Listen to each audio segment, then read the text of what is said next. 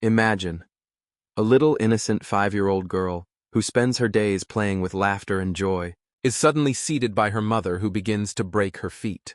The toes are bent downwards, wrapped so tightly with cloth and ropes that the bones shatter.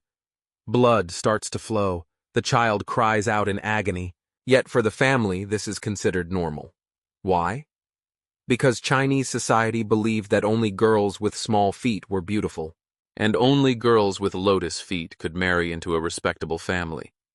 This was a tradition that continued for over 1,000 years, where women were forced to endure pain and suffering in the name of beauty. The tradition was called footbinding. The practice of footbinding began around the 10th century during the Song dynasty. It is often said that an emperor's concubine once wrapped her feet in cloth and performed a special dance in which her feet appeared small and shaped like a lotus flower. The emperor was so pleased that it soon turned into a fashion trend. At first, it was limited to royal courts and noble families, but gradually it spread throughout society. For wealthy and aristocratic families, small feet became a status symbol. A girl with bound feet was seen as belonging to a rich family, since she was not expected to work or perform physical labor. Slowly, this became a social compulsion. Every mother bound her daughter's feet, no matter how much the child cried, believing that without small feet, her daughter would never be able to marry into a good family. In this way, a girl's future was no longer decided by her character or skills, but by the size of her feet. The question arises, why was foot binding done only to girls? The answer is beauty and control. In Chinese society, a woman's value was tied to being beautiful, obedient, and graceful. Once her feet were bound, her natural walk was lost. She walked slowly with small, swaying steps, which men at that time considered elegant and attractive. Along with this, small feet were considered a symbol of sexual beauty. Men found them desirable, but in reality, this was only an excuse. The true purpose was to control women. With bound feet, a woman became physically weak, unable to travel far or work outside the home.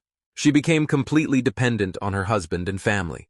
In short, by binding their feet, society was binding their freedom. For men, strength and work were qualities to be admired. For women, it was obedience and beauty that mattered. The actual process of foot binding was one of the most painful experiences of a young girl's life. It usually began when she was only 4 to 7 years old. First, her feet were soaked in hot water to soften the bones. Then her toenails were cut.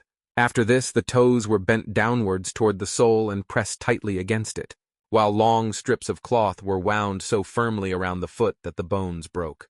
The binding was so tight that over time the feet shrank in size.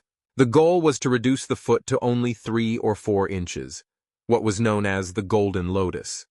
This process continued for 2 or 3 years. Every day the bindings were changed and made tighter. Blood, wounds, pus, and infection were common. Many girls even died during this period. But for society, this was considered normal, the price of beauty. A mother ignored her daughter's tears and screams because she believed that only with small feet could her daughter secure a good marriage. This cruel practice lasted for almost 1,000 years. From the Song dynasty to the Ming and Qing dynasties, it became an inseparable part of Chinese culture. But in the late 19th century, when foreigners and Christian missionaries entered China, they described it as barbaric. With the arrival of modern education, some Chinese intellectuals, too, began to understand that this was torture, not beauty. In 1912, when the Republic of China was founded, foot binding was officially banned. But in reality, many rural families still practiced it in secret because of social pressure and the importance of marriage. It was only after 1949, when the Communist Party came into power under Mao Zedong, that foot binding was completely abolished. The government enforced punishments and went village by village to forcibly remove the bindings. Over time, the practice disappeared entirely. Today, only a few very old women remain alive whose feet were bound in childhood. Their twisted, tiny feet still bear witness to the cruelty women endured for centuries in the name of beauty. Foot binding was a tradition that began with fashion and beauty, but turned into one of the most painful stories of human history. Innocent girls had their bones crushed, their blood spilled, and their freedom stolen, all because society declared that beauty depended on the size of their feet. Think about it. If today's world demanded that you put your daughter through unbearable pain and suffering only for marriage, would you accept it?